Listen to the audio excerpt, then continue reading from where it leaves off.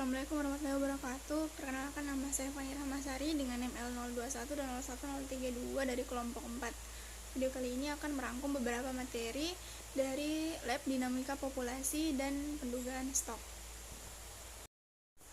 Yang pertama adalah pengukuran panjang biotanah. Ada 4 tujuan. Yang pertama yaitu mampu menggunakan alat pengukur panjang yang benar. Yang kedua, mampu mengukur panjang biota dengan 3 prinsip pengukuran. Yang ketiga, mampu menentukan jenis kelamin biota. Dan yang keempat adalah mampu mengidentifikasi tingkat kematangan gonad. Selanjutnya ada 3 pengukuran panjang pada ikan. Yang pertama itu adalah panjang total. Panjang total ini adalah jarak antara ujung bagian kepala terdepan sampai dengan ujung sirip kaudal yang paling belakang. Yang kedua ada panjang cagak. Panjang cagak ini adalah jarak antara ujung bagian kepala terdepan sampai dengan bagian terluar dari lekukan sirip ekor. Yang ketiga ada panjang baku. Panjang baku ini adalah jarak antara ujung bagian kepala terdepan sampai dengan pelipatan pangkal sirip kaudal. Kemudian ada perbedaan tingkat kematangan gonad antara ikan jantan dan ikan betina. Yang pertama ada belum matang di TKG 1. Di betina ovarinya masih berukuran kecil dan bisa mencapai setengah dari panjang rongga badan, sedangkan pada jantan testisnya berukuran kecil bisa mencapai setengah dari panjang rongga badan dan berwarna keputih-putihan. Untuk TKG 2, di betina itu ovarinya mengisi setengah dari panjang rongga badan, ovari berwarna merah orange, sedangkan di jantan testisnya mengisi setengah dari panjang rongga badan dan berwarna putih. Selanjutnya di TKG 3, pada betina ovari mengisi 2/3 dari panjang rongga badan, ovari berwarna kuning orange telah tampak butiran telur, dan pada permukaan ovari telah tampak pembuluh darah. Sedangkan pada jantan testis mengisi 2/3 dari panjang rongga badan dan berwarna putih krem. Selanjutnya ada di TKG 4, pada betina ovari mengisi 2/3 sampai memenuhi rongga badan. Ovari berwarna orange pink dengan pembuluh darah tampak di permukaannya. Telur-telur terlihat besar, transparan, dan batang. Sedangkan pada jantan, testis mengisi 2/3 sampai memenuhi rongga badan dan berwarna putih krem dengan kondisi lunak. Untuk TKG 5 atau sudah memijah, pada betina ovari menyusut sampai setengah dari rongga badan.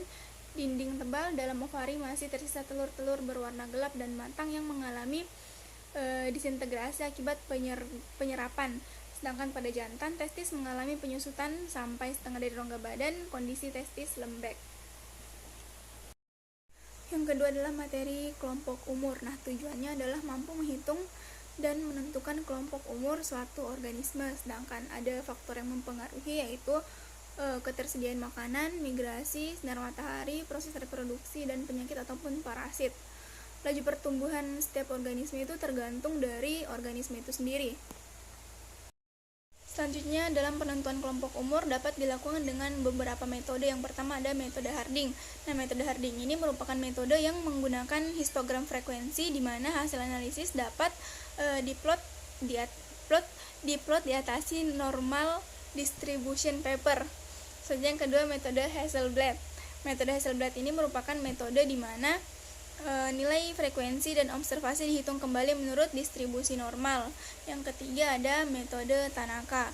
Metode Tanaka ini merupakan metode evolusi histogram frekuensi panjang di mana variabel independen dapat digambarkan dalam bentuk parabola. Yang keempat adalah metode Bhattacharya. Metode Bhattacharya adalah salah satu metode yang dapat digunakan untuk memisahkan data sebaran frekuensi panjang ke dalam bentuk distribusi normal. Selain itu dapat digunakan untuk menentukan kelompok umur ikan. Mengetahui umur merupakan salah satu hal penting dalam biologi perikanan. Nah, secara umum umur ikan ini dapat ditentukan dengan memperhatikan tanda-tanda tahunan dan bagian-bagian tubuhnya seperti sisik, otolit, sirip, dan tulang operkulum. Selanjutnya ada materi yang ketiga. Materi yang ketiga ini adalah menghitung pertumbuhan. Pertumbuhan sendiri merupakan pertambahan ukuran berupa panjang atau berat dalam kurun waktu tertentu. Ada beberapa faktor yang mempengaruhi pertumbuhan, yaitu jumlah dan ukuran makanan yang tersedia, suhu, oksigen terlarut, kualitas air, umur, ukuran organisme, dan tingkat kematangan gonad dari organisme tersebut. Selanjutnya ada metode Van Bertalanffy. Nah, ini merupakan salah satu metode yang digunakan untuk menghitung pertumbuhan ikan berdasarkan ukuran tubuh dan usia ikan. Metode ini didasarkan pada model matematis yang menunjukkan pertumbuhan ikan sebagai fungsi dari waktu. Metode von Bertalanffy ini memberikan suatu persamaan yang menggambarkan pertumbuhan ikan sebagai fungsi dari waktu. Persamaan tersebut adalah sebagai berikut. LT sama dengan L asimtot dalam kurung 1 kurang E pangkat minus K dalam kurung T kurang TO, di mana LT adalah panjang ikan pada waktu T atau tahun, L asimtot adalah panjang maksimum ikan, K adalah koefisien pertumbuhan, dan TO adalah waktu saat ikan lahir. Dalam metode von Bertalanffy, koefisien pertumbuhan K digunakan untuk menggambarkan kecepatan pertumbuhan ikan. Semakin besar nilai K, semakin cepat pertumbuhan ikan. Sedangkan panjang maksimum ikan atau L asimtot adalah ukuran maksimum yang dapat dicapai oleh ikan pada kondisi lingkungan tertentu. Selanjutnya materi yang keempat, yaitu mortalitas.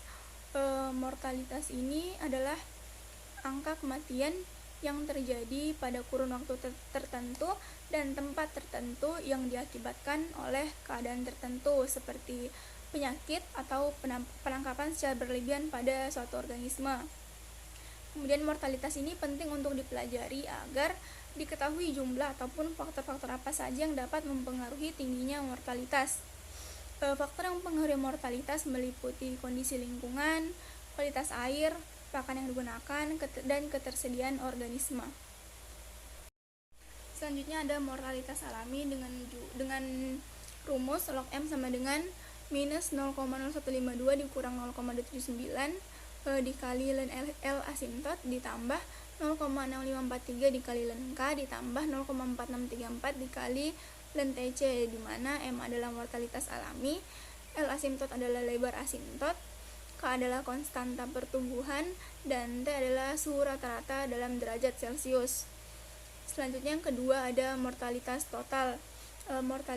Dengan rumus Z sama dengan L asimtot dikurang L rata-rata per L rata-rata dikurang L aksen, di mana Z adalah mortalitas total, L rata-rata yang merupakan panjang rata-rata ikan yang tertangkap, dan L aksen merupakan ukuran terkecil ikan yang tertangkap, dan L asimtot adalah panjang asimtot ikan. Selanjutnya yang terakhir adalah mortalitas penangkapan dengan rumus F sama dengan Z kurang M, di mana F adalah mortalitas penangkapan, Z adalah mortalitas total, dan M adalah mortalitas alami. Selanjutnya materi yang kelima.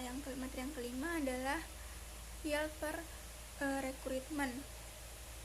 Yield ini dapat diartikan sebagai porsi atau bagian dari populasi yang diambil oleh manusia. Sedangkan recruitment adalah penambahan suplai baru ke dalam stok lama yang sudah ada dan sedang dieksploitasi. Kemudian terdapat beberapa faktor yang mempengaruhi yield per recruitment. Di antaranya ada ukuran stok dewasa, kemudian ada faktor lingkungan predasi dan kompetisi. Kemudian tujuan dari yield per recruitment ini adalah mampu menghitung besarnya yield per recruitment relatif suatu organisme. Selanjutnya materi yang keenam atau materi terakhir, yaitu potensi lestari dan tingkat eksploitasi. Potensi lestari adalah jumlah maksimum ikan yang dapat ditangkap tanpa menggunakan tingkat reproduksi dan pertumbuhan populasi ikan di masa depan. Sedangkan tingkat eksploitasi adalah jumlah ikan yang ditangkap dibandingkan dengan potensi lestari. Tingkat eksploitasi yang tinggi dapat menandakan bahwa sumber daya ikan telah dieksploitasi secara berlebihan dan dapat mengancam keberlangsungan populasi ikan. Sebaliknya, tingkat eksploitasi yang rendah dapat menandakan bahwa sumber daya ikan masih dapat dimanfaatkan lebih banyak. Mungkin itu yang bisa saya sampaikan, kurang dan lebihnya mohon dimaafkan. Assalamualaikum warahmatullahi wabarakatuh.